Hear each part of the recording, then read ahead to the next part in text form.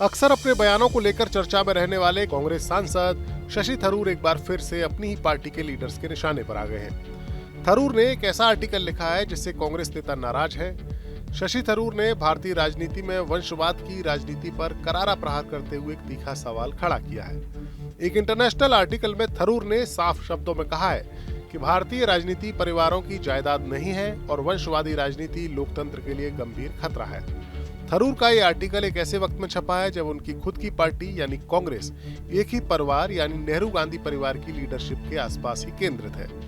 ये article project syndicate नाम के एक अंतर्राष्ट्रीय मीडिया पोर्टल पर प्रकाशित हुआ है। शशि थरूर ने इस आर्टिकल में कहा है कि वंशवादी राजनीति भारतीय लोकतंत्र के लिए एक गंभीर खतरा है। अब वक्त आ गया है कि भारत वंशवाद की जगह काबिलियत को एक्सेप्टेबिलिटी प्रदान करे। थरूर ने कहा कि जब राजनीतिक सत्ता का निर्धारण योग्यता, प्रतिबद्धता या जमीनी स्तर पर जुड़ाव के बजाय वंशवाद से होता है तो शासन की गुणवत्ता प्रभावित होती है। थरूर के इस लेख के बाद बीजेपी हमलावर हो गई है। देखिए, डॉक्टर शशि थरूर ने एक बहुत अच्छा लेख लिखा है और उस लेख में उन्होंने बताया है कि कैसे भारतीय राजनीति एक फैमिली ओरिएंटेड बिजनेस बन चुकी है। और पहले ही पैराग्राफ में उन्होंने इसकी जड़, जो कांग्रेस का प्रथम परिवार है जिसने इस पूरे विचार को एक प्रकार से स्थापित कर दिया है कि राजनीतिक पद आपको अपने जन्म से मिलती है, और इसीलिए जो उन्होंने सच्चाई बयां की है इस आर्टिकल में, 7-8 साल पहले मैंने भी ये सच्चाई बयां की थी नामदार नेपो किड राहुल गांधी को, तो मुझे तो दूध में से मक्खी निकालते वैसे फेंक दिया। अब मेरी केवल इतनी ही अपेक्षा है, इतनी दुआ है कि भाई शशि थरूर जी के साथ वो ना हो जो मेरे साथ किया। पर देखिए, नामदारों को आईना दिखाना ये बड़ा जोखिम वाला काम है कांग्रेस में। बीजेपी को जहां थरूर के इस लेख के बाद मौका मिला है तो वहीं कांग्रेस के लीडर अब बैकफुट पर नजर आ रहे हैं। लीडरशिप हमेशा मेरिट से आती है और लीडरशिप मेरिट से ही आई है। पंडित जवाहरलाल नेहरू इस देश के योग्यतम प्रधानमंत्री थे।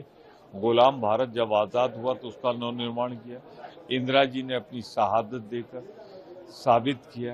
राजीव जी ने अपनी शहादत देकर इस देश की सेवा की। तो अगर कोई गांधी परिवार की बात करता है डायनेस्टी के मामले में, तो त्याग, बलिदान, योग्यता इस परिवार में जो थी, जितना त्याग बलिदान एक परिवार ने हिंदुस्तान में, मैं कहूँगा दुनिया में किया है, गांधी परिवार ने। जवाहरलाल नेहरू 12 साल जेल में रहे। कौन ऐसा परिवार है? भाजपा एक परिवार बता दे। उनके लोग, उनका जो संगठन था वो तो अंग्रेजों की मुखबिरी कर रहा था। अंग्रेजों को पत्र लिख के आरएसएस ये कह रहा था कि अंग्रेजों की फौज में भर्ती हो जाओ। तो इनका क्या? जब वक्त आया, गांधी के साथ खड़ी हुई कांग्रेस, गोडसे के साथ कौन खड़ा हुआ? भाजपा से जुड़े हुए लोग।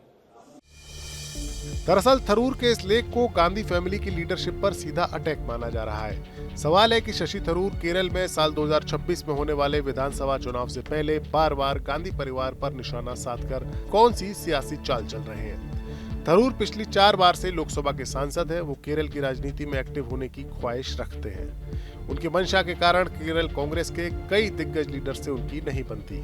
राहुल गांधी के खास माने जाने वाले संगठन महामंत्री केसी वेणुगोपाल के साथ भी शशि थरूर की अंदरखाने खींचतान चलती रहती है। थरूर ने कांग्रेस के मौजूदा प्रेसिडेंट मल्लिकार्जुन खड़गे के खिलाफ चुनाव भी लड़ा था।